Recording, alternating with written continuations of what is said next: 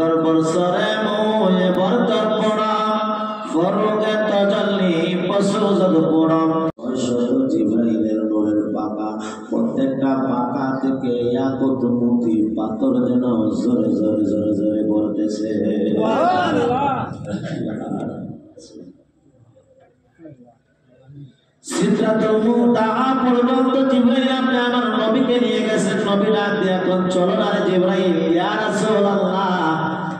আমি যদি একটা চুল পরিমাণ সিদরাতুল মুনতাহা থেকে সামনে বাগির হই সামনে অগ্রসর হই আল্লাহ তাআলা নূরের তদল্লি সহ্য করতে পারবো না আমি জিবরাইলের সশত নূরের ডানা জইলা পুরা ছাই হয়ে যাবে সুবহানাল্লাহ সিদরাতুল মুনতাহা দেখা সীমান্ত বড়ই গাছ দেখা আপনি আমার পয়গম্বর যখন নাকি পৃথিবীর মধ্যে আসছিলেন আয়েশা নবী বললেন সিদরাতুল মুনতাহা বড়ই গাছ এই এক একটা বড়ই হলো বড় বড় মটকার সমান তার পাতা হলো হাতির কানের সমান বড়ই হলো মটকার সমান বড় বড় দেখতে যদিও বড়ের মতো হয় এর মধ্যে হাজারো ফলের স্বাদ আল্লাহ তাআলা রেখে দিয়েছে সুবহানাল্লাহ এই সিদরাতুল মুনতাহাকে কি দ্বারা যে আল্লাহ আচ্ছাদিত করেছেন কেউ জানে না নবী বলেন আমি বলতে পারি না আসলে সিদরাতুল মুনতাহাতে কি দ্বারা ঘেরাও করে রাখছে কখনো দেখা যায় সবুজ জবরদস্ত কখনো দেখা যায় স্বর্ণের প্রজাপতি উড়ে উড়ে সিদরাতুল মুনতাহাকে আচ্ছাদিত করে রাখছে যখন সুবহানাল্লাহ নবী দেশে আয়েশা নবী বলেন সিদরাতুল মুনতাহা দেখছি একদম শেষ সীমানা সীমান্ত বড়ই গাছ এই জন্য নবী বলেছেন যেহেতু সিদরাতুল মুনতাহা সাত আকাশের উপরে দুনিয়া থেকে আর কোনো গাছ আল্লাহ পাইছিলেন না কথা বল না কমলা গাছ আছে আপেল গাছ আছে লেচু গাছ আছে ডালিম গাছ আছে সিদরাতুল মুনতাহা বড়ই গাছ এটার মধ্যে অবশ্যই মর্যাদা আছে মর্যাদা আছে নবী দেশে আয়েশা বলছিলেন হে আমার সাহাবায়ে কেরাম কেউ যদি মারা যায় তাহলে বড়ই পাতা গরম কইরা ওই পাতার রস দিয়ে গোসল করাইবা আমি নবী সিদরাতুল মুনতাহা দেখে আসি পর্বতময় গাছ এই গাছের পানি দিয়ে যদি গোসল দেওয়া আমি আশাবাদী আল্লাহ তাআলা তার আযাব গজব খবর আল্লাহ সহজ করে দিবে সুবহানাল্লাহ সুবহানাল্লাহ তাহলে আজকে সিদরাতুল মুনতাহাই আমরা বসে থাকি আগামী জুমাতে ইনশাআল্লাহ আরশ পর্যন্ত উঠে যাবে তারপরে আওয়ানা আলহামদুলিল্লাহ রাব্বিল আলামিন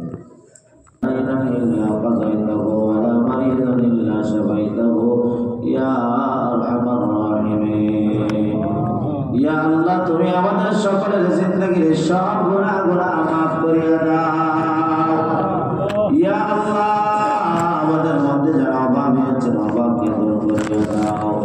আল্লাহ আমাদের মধ্যে যারা ফরজদার আছেন ফরজগুলোকে আদায় করার তৌফিক দান করিয়া দাও রব্বুল আলামিন আমাদের প্রত্যেককে বারবার মক্কা মদিনা জিয়ারত করার তৌফিক দান করিয়া দাও রব্বুল আলামিন আমাদের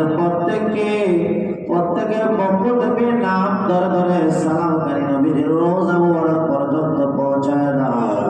আল্লাহ যত জনের দোয়া চাইছেন প্রত্যেকের দোয়ারে তুমি কবুল করো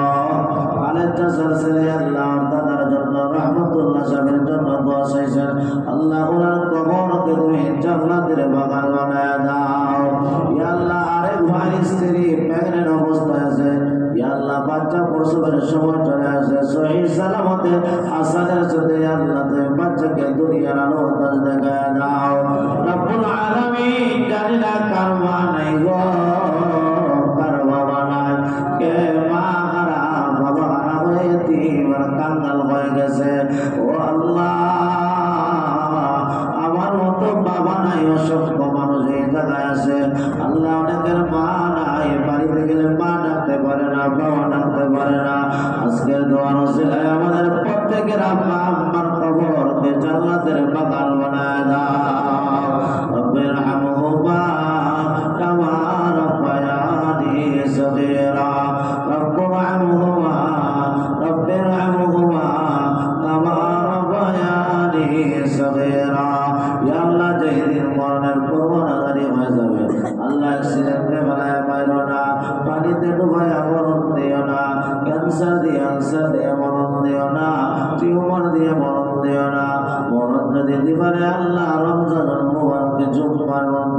ইয়া আল্লাহ সিজদার মধ্যে মালাকুল মউত আজরাইল পাঠায়া তোমার ঘর মসজিদের মধ্যে আমাদের রূহটাকে কবজ করিয়া আল্লাহ আমাদের জবর দেয়া আপনার নাজাতের জান্নাতি কালিমা আল্লাহ আমাদেরকে জারি করিয়া দিও না।